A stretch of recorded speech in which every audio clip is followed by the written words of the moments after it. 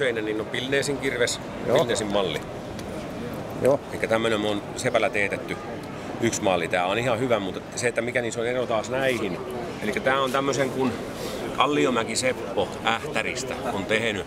On varsinaista ammatiltaan taiteilija, mutta tällä hetkellä tekee viraapelityönä. On tehnyt pilukirveitä. No. Ja meillä on hänen tekemiänsä taas toitosta välistä pois. Niin Eli tämä. Ja sitten tuolla on eli nämä on kenenkä? Nämä on sen Kalliomäen tekemiä nämä. Plus sitten tuo, mikä on tuolla Timolla kädessä, niin on samaa sarjaa. Okei.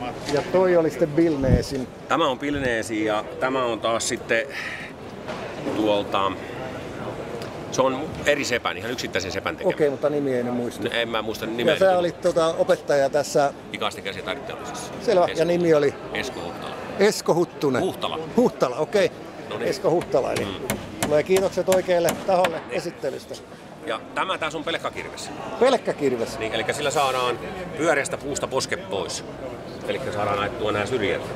Joo. On ennen tehty silloin, kun ei ole ollut sahoja eikä niin poispäin. On käsityönä tehty. Tämmöistä mä en ollutkaan ennen nähnyt muuta kuin elokuvissa. No niin. Hyvä. Eli käytetäänkö tätä enää muuta kuin perinnetyökaluna? Perinnetyökaluna se on meillä näytillä siinä, että joskus on sitten vähän se draavaamatukot ihan semmoisellakin, että niin me emme sillä teemme ihan sillä, että opiskelijat saa kokeilla, mutta että... Onko tämä niin erityistilauksena, jos tämmöinen tilaa, niin mitä tämmöisen hintaluokka oli? Jaha, vaikea. Nyt tuli paha. Niin. No, entäs näiden normaali? Näitten on, mä Sepältä äsken kysyin tossa, niin sanon semmoisen suurin piirtein karkeasti 150 €. Aha, no eli sen verran on sitten, kun itsellä on tommonen Pilneesi, varmaan 5-60 vuotta vanha kirves. Mutta että sitten rakennusapteekin ja Hirsbekin hinnat menee jossain 250 €. Okei, eli se on ihan hyvä perintö sitten. Niin. On. Kyllä.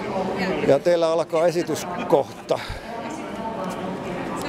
5 minuutin päästä. Sääkö olet esittelemässä vai? Ja Timo on tossa mulla vieressä noin. Selvä. Timo näyttää tuota viiluomista siinä. Entäs tämä? Se on vara. Vara. Kerro. Eli sovitetaan alimmaisen hirren päälle seuraava hirsi ja varalla piirretään sen alimmaisen hirren muoto siihen ylimmäiseen hirren. Tämä on se meillä tämmönen yksi vanha malli. Mutta te ette sitä esittele sen tarkemmin? Sitä ei tässä vaiheessa vielä sen tarkemmin, että työkalu näkyy tässä kyllä. Selvä. Mutta täytyy sitten Googlella ottaa lisää, eli se nimi oli vielä kerran. Vara.